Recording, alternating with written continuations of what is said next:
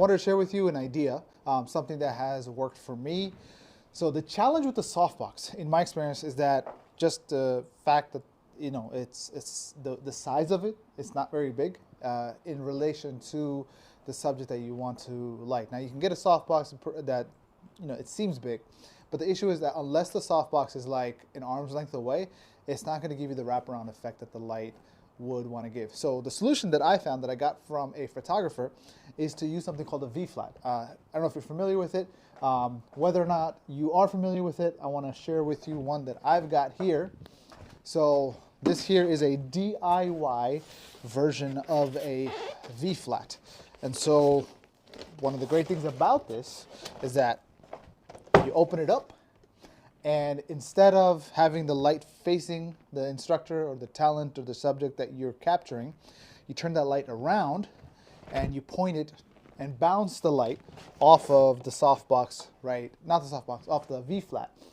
Basically what this does is that it gives me the appropriate wraparound effect. And I can have this be as narrow or as wide as I would like it to be. And this thing's pretty large. It's about it's just over 7 feet tall. And you can, now I built this. This is a DIY version. Got it using literally styrofoam boards and white duct tape, and I just literally kind of put it together, as you can see here. Now you can buy this for like $50 to $75 at maybe a photography store, perhaps. Just Google V-flat, and you'll be able to get this. In an ideal world, I would like to have like 1 and 2, so give me the full wraparound, and it being lit by 1, maybe 2 lights that I'm pointing at it.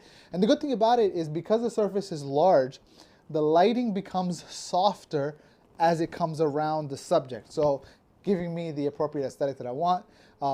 The approach of the idea of having like a cove is something that Roger Deakins is actually known really well for.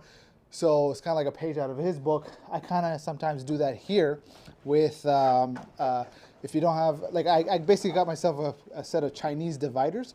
Now these aren't very tall, so I don't use it for a standing subject, but whenever I try to use something in my humble podcasting couch studio, I will, at times I'll just kind of have this wrap around, and I will shine a couple of lights through it, essentially softening it, kind of treating this like a softbox of sort.